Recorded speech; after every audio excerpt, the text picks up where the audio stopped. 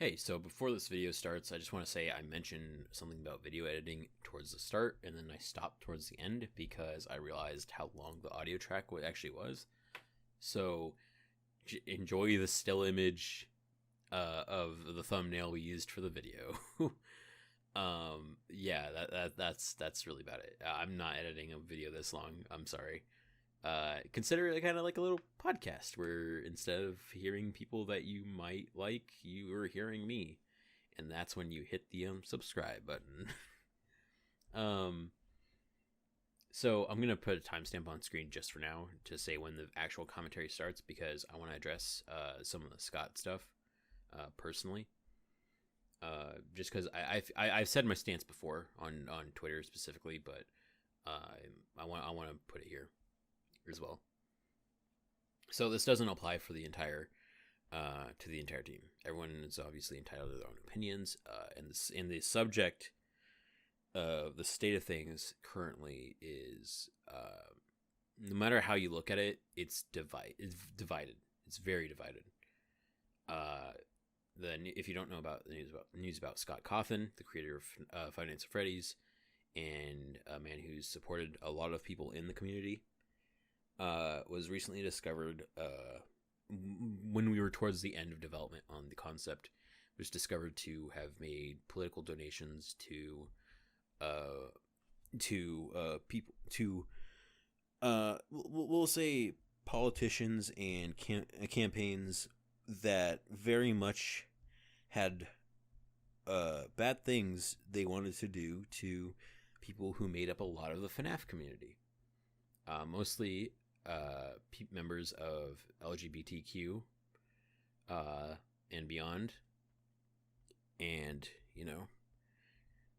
people gave him the benefit of the doubt. People thought maybe it was maybe he did a one-time donation. There was a time where people got overcharged for the donations and it just kept going. And he came out and talked about it. And he kind of talked around it. He didn't really... he talked about it, but he did so in a way where he obviously wasn't sorry because he didn't apologize for it. And this is where it gets tricky. So he has the freedom to vote for who he wants. He has the freedom to donate to what he wants. He has donated a lot to charities and organizations supporting youth and LGBT youth. And here's the thing. If you're still like it for me, I can't in good conscience say, well, Scott donated to all these things because just because if someone says, yeah, well, I support I support LGBT, but I kind of but that guy who's like openly saying that like transgender people shouldn't belong like in our society, I'll still support him. It's a little sus, but I'll still support him. Like what the fuck? Like I'm not gonna support that. I have friends and family who this it means a lot to them, and I can't just ignore it.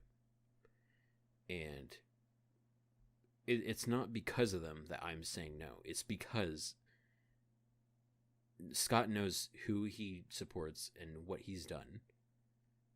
And it's not cancel culture. There's no such thing as cancel culture. It's quite literally people finding out something that you did or something that you actively support, financially support even. Not even just like if he said, I voted, it wouldn't be as bad. But he donated money that would be like life-changing to other people. Like amounts. And it just... To me, it made me feel that a lot of his stances that he said that he supports part of the FNAF community with, and these charities, towards these people, it feels very much like it's not genuine because of that. I don't doubt that Scott's a good guy. I really don't, but it honestly broke my heart a little bit to know that for sure. It's not surprising, but it's very disappointing.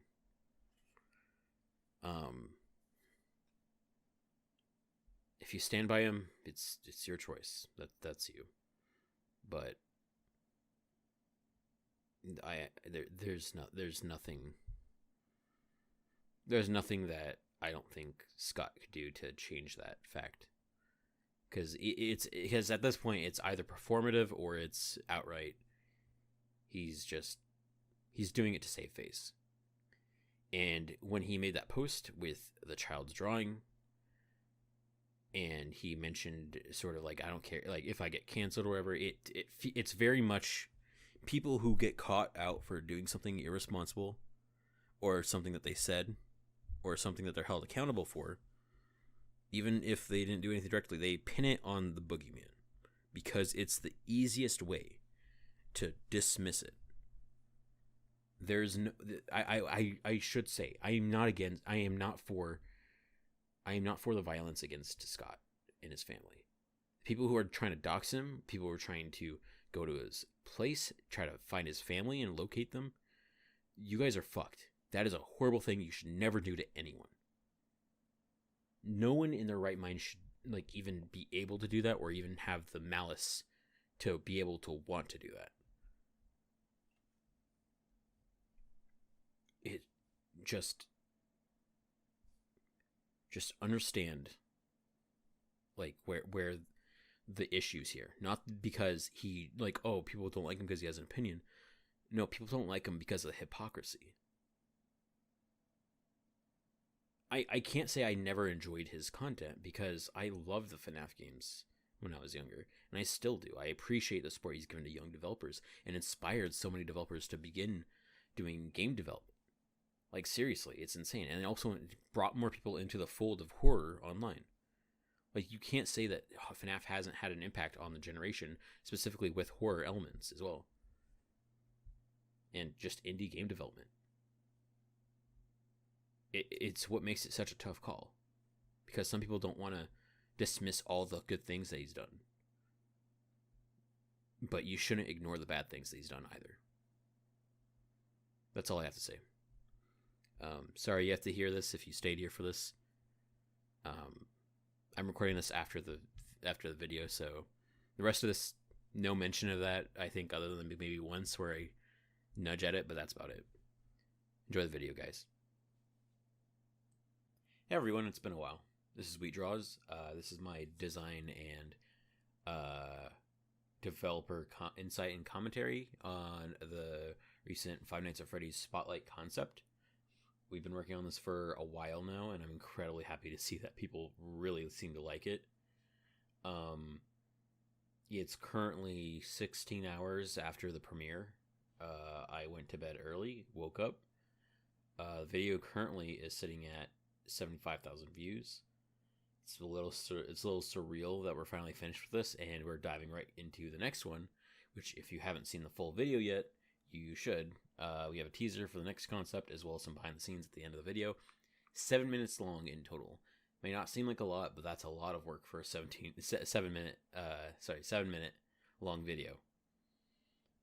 Before I get started, I want to do a few shout outs though. First off, we have translations available for this concept. If you hit the captions on the original video, you can get Polish, French, Portuguese, and Spanish. Spanish was translated by First Encounter Assault.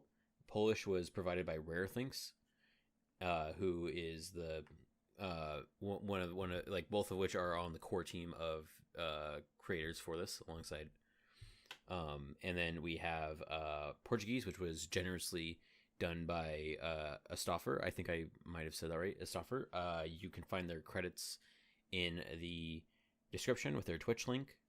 Please go check them out if you're looking for Portuguese content creator. Definitely deserves more attention. And then there's the French translation, which is done by Amaki. And if you don't know who Amaki is, they are a French streamer and artist who did the Never Stop Slashing Legion cosmetic. So that's a fun bit of trivia. So if you rep that cosmetic, you should definitely stop by, say thanks, check out the stream. I believe they stream primarily in French. But if you pop in with English, he'll definitely say hi. Very, very good guy all around. trying to think if I'm missing anything. I don't really have a script laid out for this kind of shit. I just kind of watch the video alongside.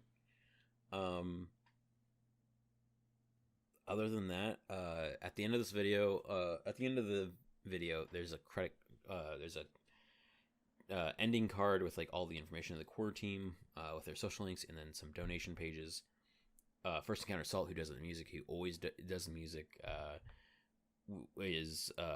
he has a Patreon. Please go consider donating a couple bucks towards him. Incredible stuff.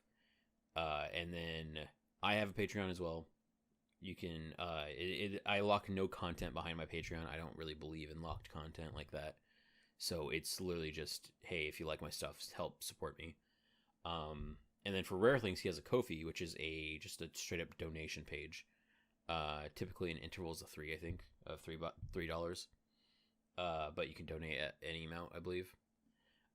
Please consider donating to Rare Things. Rare Things puts a shit ton of time into this stuff, and it's a lot of the work is on his side, and we're all doing this for free. We have no monetary incentive to work on this, which is why you see our donation links.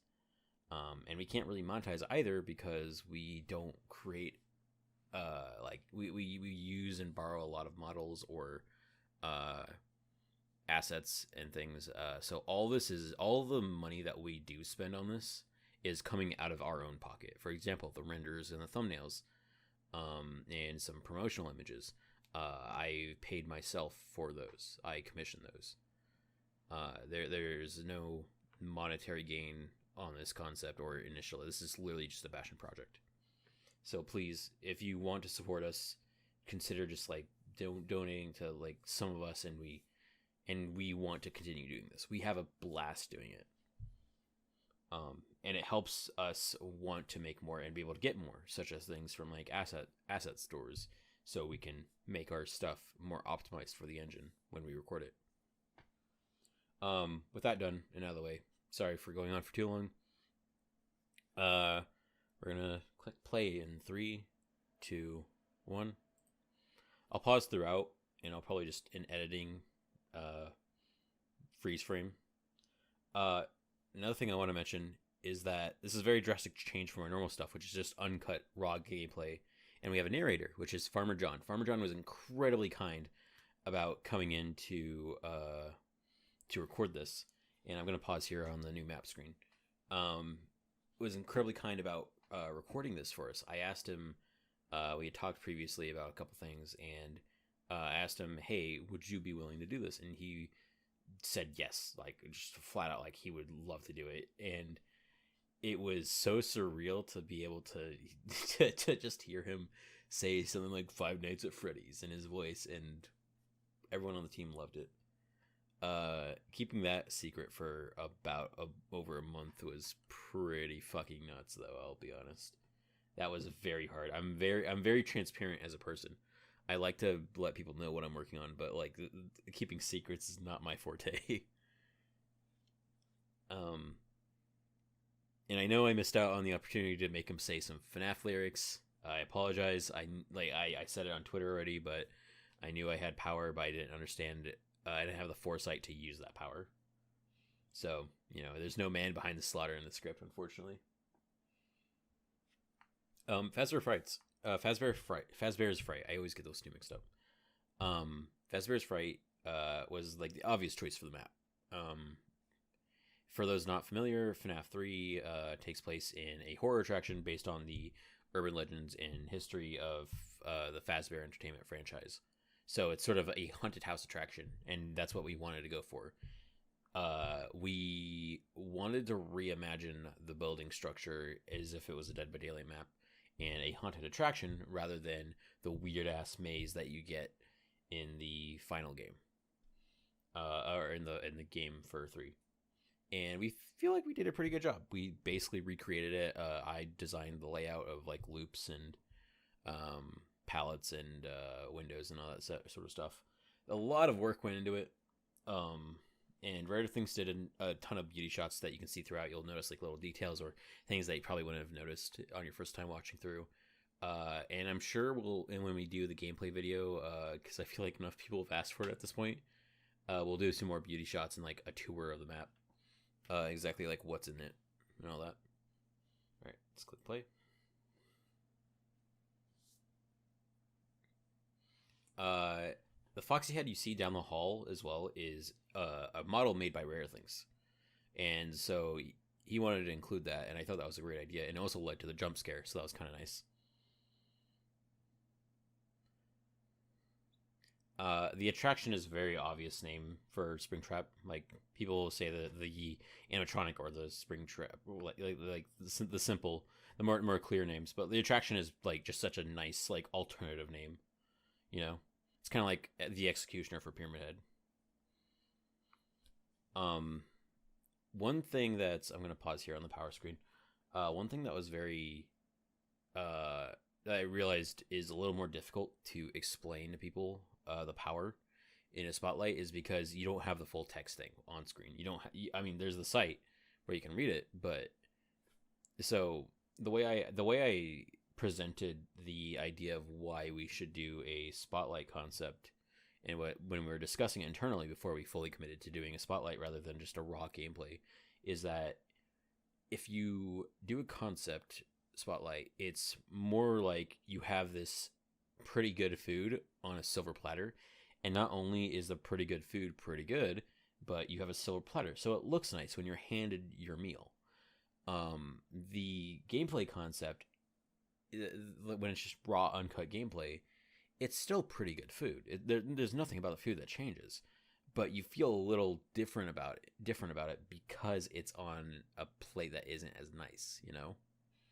So we wanted people to be able to consume the content much more easily, rather than, because like if you're just watching gameplay, it's like, okay, like, and there's nobody talking, there's no streamer, there's no personality, it's just the raw gameplay.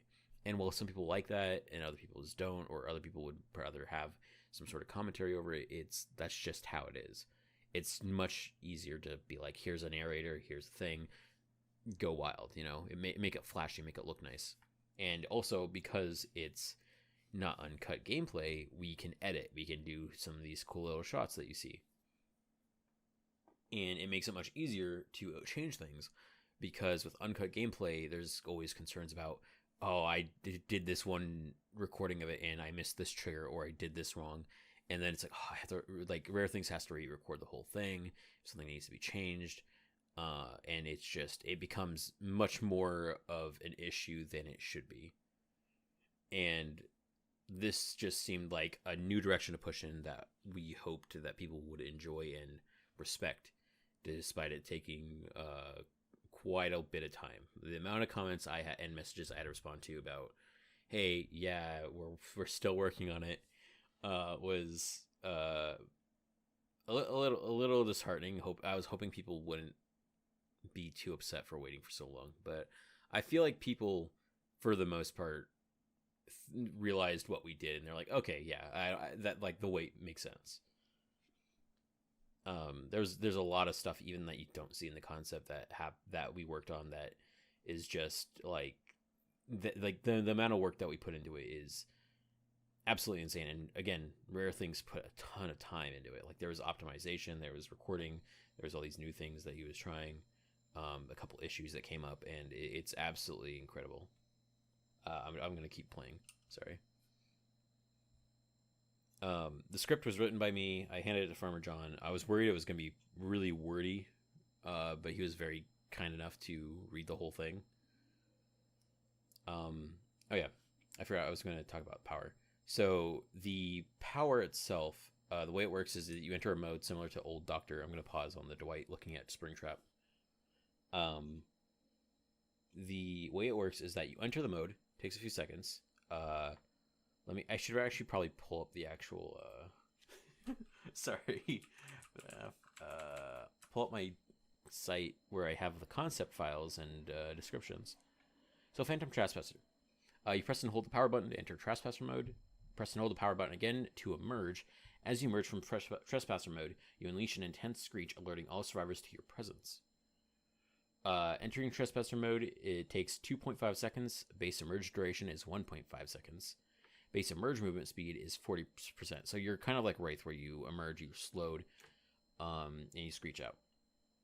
There's a couple add-ons that alter your emerge duration and then alter your emerge movement speed, as well as some other factors.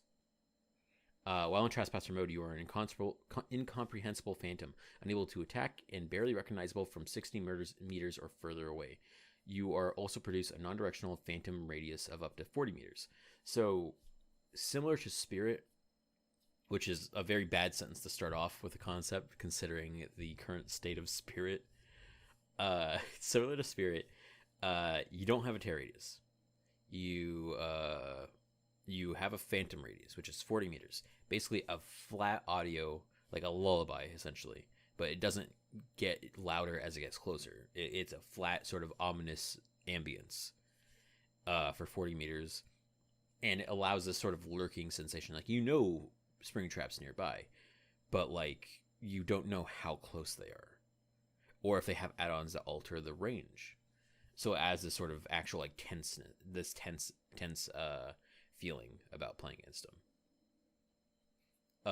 And then you see them better as they get closer, so they look less like a charred, sort of glowing phantom. Then while you're in Trespasser mode, you can press the attack button. If you do, you lunge forward with a certain speed. Like as you emerge, as you're doing your screen, you may press the attack button. You queue up an attack, and you lunge forward with a downward strike. And hitting a survivor puts them in a dying state immediately. It is an insta-down. If you hit a drop pallet, a breakable wall, they instantly break. The same applies to generators, causing them to instantly regress on impact. So you can use it as like a kick. So say you're going to Killer Shack, which we show in the video, I think later, for the one of the perks, where you go to break, you go to lunge at it.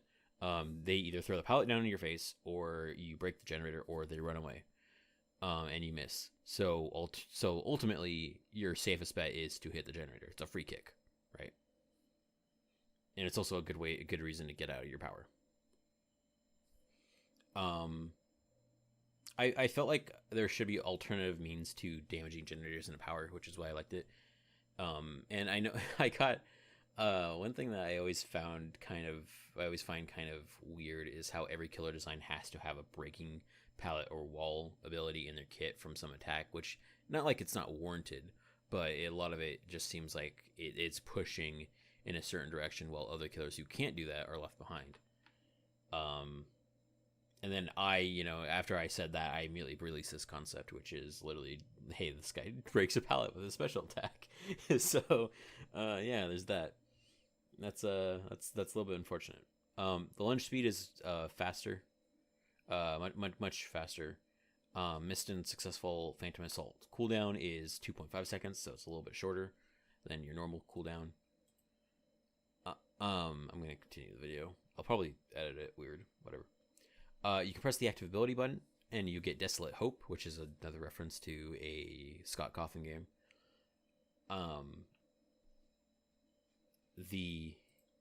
So you press the active button while you're in Trespasser mode, and you can reveal agony trails in the air within 10 meters as long as you remain in Trespasser mode, showing the paths recently traveled by survivors for 20 seconds. Base agony trail duration is 8 seconds, which means up to the last 8 seconds of where a survivor has been, the trail will be there, and then it will start to fade at the oldest, sort of like scratch marks. This is sort of alternate tracking for survivors, but it's not intended to be perfect. In the concept, Rare Things decided to put them in the air because, one, it's just a cool visual. My idea is it would be sort of more of like a scent trail, it'd be more closer to the ground. It wouldn't be as obvious. But you could use it, and it wouldn't tell you which direction to go, similar to scratch marks, but it would imply someone has been here recently. So it gave you a tracking on your lurking ability. I think this part of the power was more of an extra feature because I felt like the rest of the power was kind of lacking. And if you didn't want to do the insta-down, or you felt like it wasn't reliable enough, that you would need something else to be able to use it for. Desolate Hope does create audio activation for everybody, so people know when it's being used.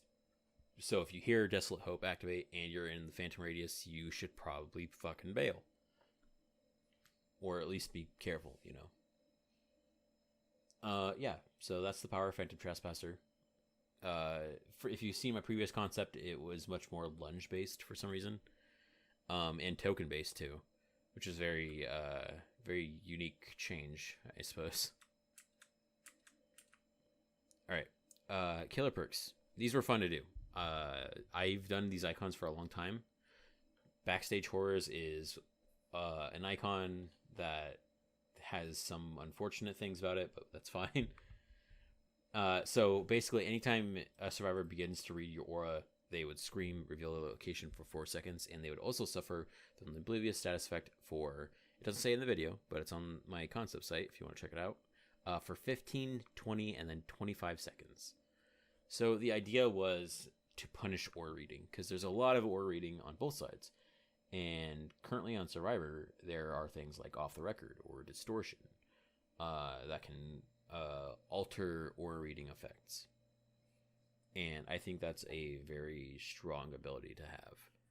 And I feel like that's a cool design space to have. So Backstage Horrors is to punish Survivor aura reading, which there's abundance of, and there's 4 of them. So what happens is as soon as they start reading your aura, they become oblivious. They still see the aura, and you get information on them. So you can use this in a similar way to empathy, where empathy seems on the surface, it's like, okay, so you just see when people are injured. That's fine. But empathy has such a large range that when you see someone injured, you can already tell like what they have, what happened, and like what killer it could be based on audio cues, based on the way they were injured, based on where they are. You can get a ton of information just from someone losing a health state or going down to a dying state, like immediately. There's a lot of things that you can do with it. And I feel like that's what my favorite thing about perks are, is that it might not seem like the perk does a lot. However, there's a lot of ways you can use it. Similar to Alert, I suppose. Alert is a Feng Min perk. Sorry about that. Alert is a Feng Min perk, which is whenever a killer performs a break action, you see their aura for 6 seconds. So the duration starts at the very start of the break. If the break is really fast, you know they have brutal, or for some reason they have fire up. Or if you get the trigger on the perk, but you don't see the aura, you know they're undetectable at that exact moment. Like there's various bits of information you can get from perks, and that's one of the coolest parts of the perk design, and that's why I love certain perks. And it's just an underutilized ability, and I think perks are getting too complicated to be concerned about. They over-explain themselves, or they give too many abilities or effects, but there's not enough game knowledge complexity, in my opinion, if that makes sense, or if that's even a term. Like I said, empathy. Empathy is a very good example of, like, if you ask a player, what does empathy do? If they give you a much more information-based response, then they are aware of how good that perk can be. All right. Sorry, I rambled about empathy for so long. Grim Celebration. If you're not aware of what this icons means to me, it means a lot. It was my first, one of my first icons. It's been unchanged for so long with just some quality of life updates to it. It means a lot. It's a very important icon. Grim Celebration used to be called Filicide. Can't call it Filicide. If you don't know what Filicide is, it's like the death of a child, basically. And I thought, hey, that's fitting. And then as time went on, I was like, you know what? Maybe I shouldn't call it that. Grim Celebration makes sense then, though. So Grim Celebration, what it does is hooking a survivor grants you the undetectable status effect for 6 seconds. The duration is extended by an additional 1, 1.5, and then 2 seconds for each unique survivor hooked by your hand this trial. So the idea of hooks, or unique hooks, stacking up and building up a perk is really cool to me, and I wish they did more with it. They did No Way Out, I believe, the new Trickster perk, where it blocks the exit switch, and it gets the duration gets longer for each unique hook you've gotten, which is super cool. It's a very good design space where it rewards the killer for, hey, you actually got hooks. You actually hooked everyone at least once. Here's a reward for it. And I feel like that kind of gameplay should be rewarded in perks a bit more. Same with like survivors who finish completing generators, which is kind of why Flashbang and Blastmine actually giving you the ability of the perk for doing generators is nice, because now you don't have randoms who aren't doing generators. They want to do the generator so that they can get their cool shit. Yeah, that's pretty much it. So Grim Celebration, undetectable after unhooking. I believe you probably, because of how undetectable kicks in kind of late-ish in design, this was actually in the game. With Kindred, you'd see the aura for a very short amount of time, like very, very, very short, and then they're undetectable. So you can sneak away, you can get anyone who's off guard, etc. I think it's a fun perk. I've had people give mixed opinions on it, which is fine. It's not for everyone. Okay. Cruel Machinations, which is a gen block perk that I thought would be fun. After hooking a survivor, it activates for 40, 50, and then 60 seconds. Kicking a generator or calls upon the entity to block that generator for as long as Cruel Machinations is active. It says kicking in the perk description, but it's basically whenever you would manually break a generator. So it works with the power, it works with kicking. It won't work with Surge because of the way Surge works. Yeah. So it blocks it for the duration. So if you hook someone, you kick a gen really immediately after. For the rest of the duration, which is at most a minute, it blocks the gen. If you kick one at the end, it's not going to last very long. This one is very good, potentially. Alternatively, it's not as good. But, I mean, if it stalls a gen for long enough, then it could be worth it. It could be very good for pop, where you hook a survivor, you walk over, kick a gen, has 30 seconds left, but you popped it. So automatically blocks it, has progress lost, stops survivors from hopping on, trying to repair it back as soon as possible. It does have a cooldown of 20 seconds. So after it's activated and duration is over, 20 seconds have to pass. The perk can be incredibly oppressive sometimes, and I workshopped it in theory, and I was just like, it's a little too dangerous. So the cooldown got slept onto it. Yeah.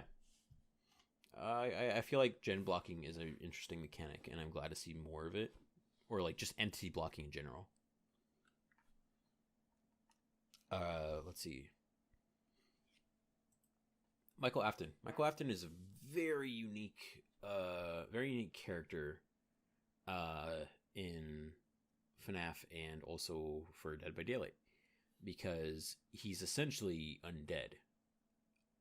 I will say I know people were very disappointed. Not very, but like some people were disappointed that it wasn't like a purple skinned zombified man instead, and there's a couple reasons for that. One, when we were looking up for models to use, they were either too cartoony, they were too goofy looking, or we just couldn't salvage them for Dead by Daylight, which is unfortunate as it may be. Or they just looked too sinister looking, in a sense. I believe one of the models we considered was the Human Collection on Steam Workshop, I think, and it had like sharp animatronic teeth. It had like black eyes and like very purple skin that was just too smooth. And on top of the creator not getting back to us apparently about using the model, because we asked permission, we were just like, it's just not gonna work. We tried retexturing it, it just didn't look right. So we ended up doing the model that we have now, and it works. It works very well, and that's really all we needed to do it. We needed something that worked, that looked nice enough, and I feel like we did a pretty good job. Rare Things did a very good job touching up the model and making it look nice. You can even notice some scars that were added across the face to imply it, because in our lore of how Michael Afton appears here is that the entity restored him back to flesh, so he can literally relive death by his father's hand and all these other killers over and over again. And that's kind of what the basis of Michael's perks were. It was like, how many times can you live through death? Like, before the entity, he lived through death. He endured it. The suffering that it caused, and he has gained advantages because of it, because of his exposure in life. We also used some footage of the previous FNAF games to recap the lore. Another thing we wanted to do was to make sure that if you weren't a FNAF fan, or if you stopped paying attention after 3, which, fair enough, we wanted to make sure you weren't alienated. We wanted to make sure everyone was in on the loop enough. You just had to be able to reach and grab the loop. You didn't have to be in it. You just had to be there. So recapping it here felt like the most natural solution to that. There's a lot more complexities, obviously, in the lore that we might have skipped over, or certain events, but that's not the point. We're not here to be game theory. We're here to give you background on a character.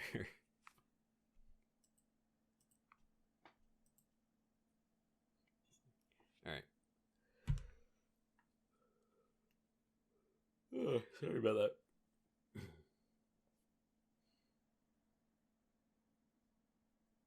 Yeah, so Michael Afton, very cool.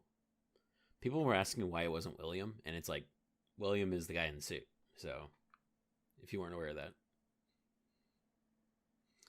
Moving on was a very cool idea for a perk I liked, where you have a grace period.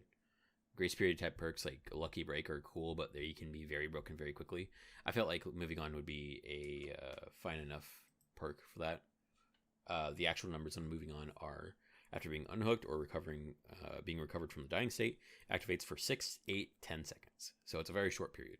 While you active, you don't leave scratch marks, and you don't create loud noise notifications from rushed actions. So you can be recovered off the dying state, killer's coming, you vault, and you run through.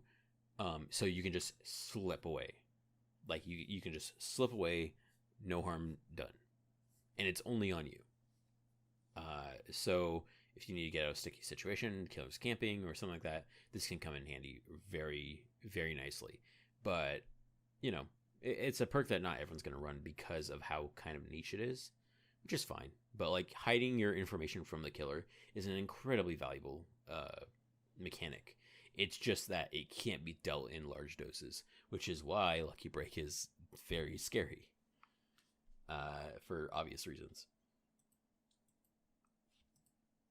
The next perk, Hollow Sensation. I remember when I first showed people this icon, people thought it was a killer perk, and it's not. It's literally just supposed to be a perk referencing sort of frailty of death in life or whatever. Funny enough, this is my second Magic the Gathering reference in my concepts. The first one being in Predator with the flavor text of Hex Cowardice, where it says, now everyone knows what you are, because it was a reference on a card that made a creature a coward. And then in the card itself had the ability, cowards can't block warriors, which in combat means they just can't, like, stop you from attacking them, which was always a super cool, flavorful thing. So Hollow Sensation is actually a reference to the Magic the Gathering card Walk the Aeons, or Time Walk, which have these sort of half skeletal, half muscle creatures, sort of just like walking in some sort of weird suspension of time and space. It's very unique art, very pretty, and I was just like, I have to do something with this. So I made my own sort of adaptation of it, and then used this idea of like some sort of like weird tethers or cords coming out of the torso, and almost like ribbons, something very gentle considering the subject matter of the character that you see depicted. I felt like it was a cool contrast. But yeah, I think this is one of my favorite perk icons I've ever done, which is very, very nice. Hollow Sensation, let's see. If you're injured, you gain a 2, 3, 4% haste status effect. This is increased for 1% for every negative status effect you currently have. So this is a very dangerous thing to have. I feel like the haste status effect at base is still too big, but we wanted perks and power that were impactful, that felt strong compared to, say, Predator, which one thing I will completely admit to, there's a lot of things in Predator that I ended up nerfing down for no reason. because I was concerned about how they would be received, without realizing that people would want the Predator to be strong. Yeah, color me surprised. People wanted Predator to be cool and powerful. Like, that's a complete oversight on my part. I'm very, very sorry to those who thought it was going to be like something really cool, and it just turned out you get to scream at a survivor and they don't get to do anything for like 20 seconds. Like, yeah, I'm not incredibly proud of that design, but there's a lot of things I would like to change about it. But I think that was when we realized at the current pace it's not healthy for our concepts, because we are just pushing them out like nothing, which is why we took our time with this. We like, me and Rare Things were like, we want to make sure this is strong. We want to make this powerful as we can without it being absolutely busted. So Hollow Sensation, you get faster while injured. And then if you have negative status effects, such as hemorrhage, broken, cursed, blindness, etc. Cursed, by the way, is the status effect you get for being affected by a hex totem. It's that little triangle icon that you get on the right side of your screen. So even being hexed gives you the bonus. The bonus is only applied while you're injured, though. So you can't be healthy all game and have this available to you. Can this be super broken for no reason? Yes. Is it in the game? No. Be glad it's not. Holy shit. If behavior adds this like just straight into the game, I'm not playing Killer. However, I do think that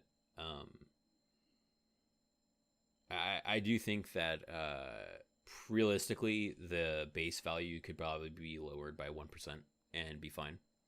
It's a perk that you have to run while being injured, which is, you could say the same thing about Dead Hard, but Dead Hard has a cooldown, and also Dead Hard is inconsistent at best. I think the idea of getting negative status effects and then using those to your advantage is just a very cool design. And I wish we had a perk that did it. So Hollow Sensation, easy. It doesn't increase your action speeds. It's just your movement speed, by the way. So that's it. It's kind of like Hope. Witness the Truth is very strange perk. It does a couple things, and then it's sort of like, well, why does it do that? Witness the Truth is whenever a survivor is injured by a non-basic attack, which is something you don't see very often in terms of on perks. It's always like basic attacks. You see the killer's aura for 4 seconds and gain a token, up to a maximum of 3, 4, 5 tokens. So this helps you cue in very early, like what killer it is. So is it Legion? Legion is pretty easy because you see the deep wounds. You could be like, okay, well, is it Pyramid Head? Okay, you see the Pyramid Head. You see the Pyramid Head because they did a M2. Okay, well, is it a Twins? I mean, you can hear it by the sound effect. It's sort of just information, location, all that. And the first part is honestly fine. It's perfect. Like, it doesn't rely on the tokens. It just gets you a bonus. I feel like it's not a horrible perk. The second part is a little more... I've heard people say it's not really useful or it's not really worth it. Which is whenever you're put in the dying state, you reveal the killer's aura for 2 seconds for every survivor, and then each token Witness the Truth has for each witness... You reveal their aura for 2 seconds for each token the perk has, and then it consumes those tokens. So you can build up over the course of the game, say, Leatherface downs 4 people with his chainsaw. You have 4 tokens. You go down, and by any means, and you reveal the killer's aura for 8 seconds, and you use up all those tokens. So everyone sees where Leatherface is for 8 seconds. The most obvious reaction is, okay, well, Leatherface is just gonna pick him up, carry him to a hook, whatever. Like, there goes all that value that you built up. But, like, realistically, you don't have to put any effort into this perk. It just works. Like, so it's effectively a dead slot, but it's a dead slot that's going to be getting you some type of value out of it over time, depending on the killer. It's similar to Calm Spirit in the way that Calm Spirit basically nullifies the audio half of Infectious Fright and Doctor. but doesn't inherently disable the power, you know? But yeah, you don't have to like risk anything for this perk other than a slot. That's it. That's your only investment. Everything else outside of this is pure upside. The only downside is something like backstage horrors, because if you reveal the aura for your entire team, you literally just doxed your entire team to the killer, which I think is a hilarious situation. If I'll be completely honest. But yeah, I think it's a design that has some space for usefulness. But if not, I'll be happy to run it. I always like niche perks like this. All right, well, that's all the perks. Holy shit, the time is 38 minutes. Okay. So yeah, this concept took a while. It was very much worth it. I was like, very excited to see chat. I was very excited to see familiar faces, familiar names, friends, family, and people just enjoy it. Even people who don't like FNAF. It was just a very cool experience, and I'm glad I got to share this with everybody. And that, like, this is something that we love doing. We really do. And I can't, and it's hard for me to state how important it feels to me at this point. Teaser right now on my screen. I'm seeing the teaser because I keep pausing this stupid video. We're doing Pennywise next. Again, no ETA on that. We'll try to see what we can do. Hopefully, we've streamlined the process a bit more. There's behind the scenes towards the end, which you can see stuff from both my side and Rare Things' side. Rare Things created the entire map. Kind of see a slow process of like what it looks like from start to finish. The early map concepts were done by Rare Things, and then I did the sort of sprite like drawing of the interior. I also did the GIFs of the animation concepts, such as the tech cooldown and the enter trespasser. Yeah, it's weird to have that much concept art. Also, these icons here, the icons that I did over time, which were super cool. The Phantom Trespasser I have so many versions of, and I think the final one is one of my favorite. Like, just it's so cool looking. The Foxy head that Rare Things did. Rare Things said, yeah, I'm gonna include a jump scare at the end, and because like every FNAF trailer includes one at the end, which, you know, why not? And it turned out really cool. I thought it looked really nice, and it was something similar to Golden Freddy, where it's just the head comes out. But yeah. Hopefully this rambling isn't too annoying. I appreciate it a ton. My throat kind of hurts. I literally woke up a little bit ago. I think at the beginning I stated how many views the thing has. Yeah, it's crazy. Like, we also hit 1 million on the Resident Evil concept for obvious reasons. Like, if you're like, wow, how did I get that many views? Like, come on. we all know why it got views. But like, to see people excited about that and just say, this is super cool, or like, how close you guys got it, or like, oh, they stole it. They didn't steal it. I know at this point it's a meme, but like, they didn't steal it. Like, they had that stuff in development for a long time before we did. But man, it's so strange being able to work on these things, and people are like excited to see it. They're pumped to see the next concept or what we do, and this is like even only enforced it further. It's strange. We've got a lot of things coming. We got a lot of things that we're working on. We're hoping to have some really cool surprises for you in the future. We're still in talks about a lot of things, but you know, when we're able to, we'll keep you updated as much as possible. As I wrap up this video, I realize I'm not going to be editing it. I probably put if I'm smart, I put a disclaimer at the start in audio form that it's a long audio file, and I'm probably not going to be editing it too much just because of the amount of work that would take, and I also have to put video over it and pause it at certain points. And I kind of want this to, like, I don't mind putting the production value in myself, but it's also like I don't want to edit a commentary video to this extent, especially if I'm not gonna like show some funny visuals, or if I actually knew how to edit in my software. I know the bare minimum.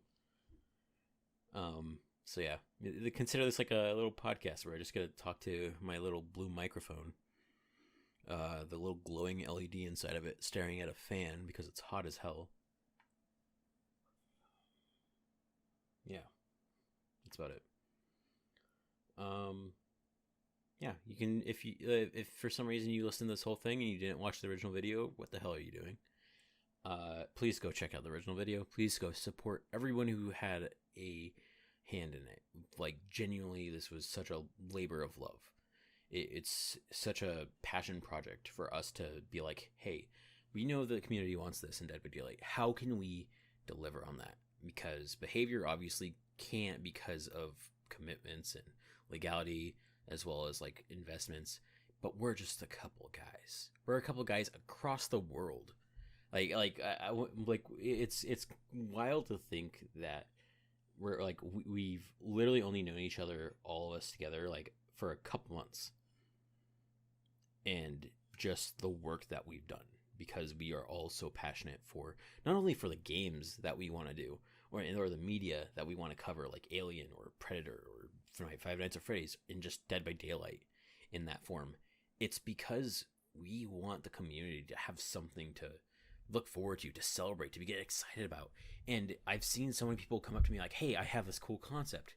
What do you think? And I'll be honest, I don't really like reading other people's concepts, because I find it like people come to me as if like it's some sort of validation, I guess. And I don't like that, because of the fact that it makes me feel like I'm a bigger name than I actually am. And it's one of those things that I feel like I don't deserve. I'm just still some guy on Twitter just shit posting all the time, just talking about, man, I wish they would nerf this, and then I lose like 5 followers that day. Or I wish they would buff this, and I lose like 20. I think people, like, if I say, yeah, that looks good, they'll think it's like, yeah, it's like really good, like I'm like some dev, like I'm an actual developer in the game, on Dead by Daylight, like, yeah, this would be in the game. My best advice to that is almost always like, hey, whatever you feel like works, that'll work for you. And that's not dismissive. That's like, you should, like, if you want to improve your design, like in general, like without like going to school or whatever and all that other stuff, you should try to like be open to the feedback that just random people give you. Like, whether it's, this is trash, like actually inquire about it. If they're like, this is trash, like, ask like, okay, what about it is trash? Like, what do you think could make it like salvageable or better? Or like, what, like, if they just say, just delete it, don't add it because it's Five Nights at Freddy's, like, like, they can go do some, they can just go away, they can leave, they can never interact with you again, whatever, that's fine. Like, if people with genuine criticism deserve your attention, not because that they're paying attention to your thing, but because they care enough to obviously have those criticisms, And I feel like in an age where we dismiss criticism very easily because they just don't like it, it's like there's a very fine line between people who just don't like something and they're just gonna rag on it because they can, or because it's trendy, and then also the people who genuinely care to say, hey, this isn't good, or this could be better, or they know that it could be better, or that you have the potential to make it better. You should just be open to that. I think we all should. I know I'm definitely someone who has to work on that. Yeah. I think that's about it for my ramble. I'll include links to the video, everyone's like donations, all the people who helped out. If I missed anyone, please let me know. I'll try to fix that as soon as possible. If you stuck out this long, I really do appreciate it. I don't know why the hell you would listen to me for 40, holy fuck, like almost 50 minutes. Jesus Christ. Like, all right, well, yeah. I assume by the time this goes up, I haven't uploaded it yet, but you should expect some speed drawings of icons for concepts, because I've been meaning to do that, and I've been sitting on the footage of some Pennywise icons, which was teased at the end of this concept, and I've been sitting on that footage for a while, and I've been meaning to post it, but I couldn't because no one knew about the teaser. So it's like, well, shit. Now I just have to. And like I said much earlier in the video, I am bad at keeping secrets. I'm so fucking bad. Obviously, I can't share details, and I don't want to because I want to keep you guys as a surprise. But you know, I'll let you guys know as soon as I'm able. Thank you so much for listening. Hopefully I'm not too annoying. That's also a lie, because I am, but whatever. If you like more of these types of just sort of insights and my own commentary on things, videos, you know, just let me know. Just give it a like, you know, just even a subscribe is enough. If you want to support the group, go subscribe to Rare Things' channel. We're going to host all the stuff there. We're not moving it to a new channel. We do have a team website now where you can meet the core team, which is me, Rare Things, and First Encounter Assault. You can also contact us there through a forum. We're recruiting members such as translators for other languages, so we can have captions available in every language we possibly can, because we want people to feel like English isn't a barrier to the concept. That is the one, like, on the other concepts, people in different languages, I would have to go to Google Translate to see someone say no French or no German, or what about Portuguese? Like with the Resident Evil concept, there was a ton of Spanish speaking and Portuguese speaking creators who were reacting to it, but like because I don't know any other languages, because I just never really had an opportunity much to like really learn it, or like have like I had a Spanish class and they literally just made it into like arts and crafts, which sucked in school. So I just didn't learn. I didn't want to learn a language until much later. But whatever. Enough about me. But like we don't want the barrier. We don't want there to be a barrier. We want everyone to be able to enjoy this. I've been handling pretty much the sort of recruitment of translators myself, because I felt very strongly about this push, and I was very happy to see in the premiere that I think it's Maiorzino. Maiorzino is a Portuguese speaking, if I'm wrong I'm gonna feel so shitty, Portuguese speaking Dead by Daylight creator, who did a video on one of the concepts. I think it was the Resident Evil one, and I left a comment that was Google translated because I don't know the language, and I said, hey, we're very happy that you did this and all this stuff, and we kept seeing more people, and it was so insane to me, not because that I didn't think that they were going to be able to see it, but because of the amount of people who still made videos like reacting to it alone, just like channels, like I've like channels that didn't have huge bases, but they wanted to make a reaction video because they're like, I heard this was great, or yeah, this is an amazing video, and I wanted to share it with even like this small pool of people that they've already collected. And the amount of people that said that I don't know English that well, or I can't read it, so I kind of going off visuals, and some people just being really confused, really upset me because of that barrier of accessibility. And I feel like we could do better. And so this is sort of our first step to doing better. I've already seen more people ask for different languages. I'm currently looking at my inbox. There's a couple emails for translators applying. So hopefully we can expand that a bit. I'd very much hope that if you are a non-native English speaker and you made it to this point for some reason, And I hope that this sort of experience, or hearing this, will invite you to interact with our stuff more, because again, we don't want to leave anyone out. This is for the communities, regardless of whoever you are, regardless of whatever you know, or whatever your limitations are. You should be able to enjoy what we create. Full stop. There should always be accessibility to something. Yeah, I rambled on much longer than I intended to. Now the actual time code is like 55 minutes. All right, I'm gonna call it there. Rambled on for quite a bit of time. It is currently 3:15 a.m. June 27th. And I will probably forget to do something in this video or this audio track, and that'll be fine. If you want to follow me other places, you can find me on Twitter.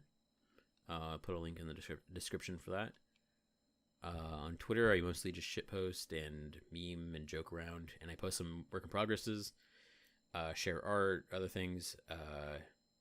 Pretty much it. Yeah, I just kind of vibe there most of the time. You can find me on other platforms, but I use Twitter, like exclusively only that, because I hate having to micromanage like 7 different social medias. if that makes sense. All right. Take care, everyone. Can't wait to see you next time.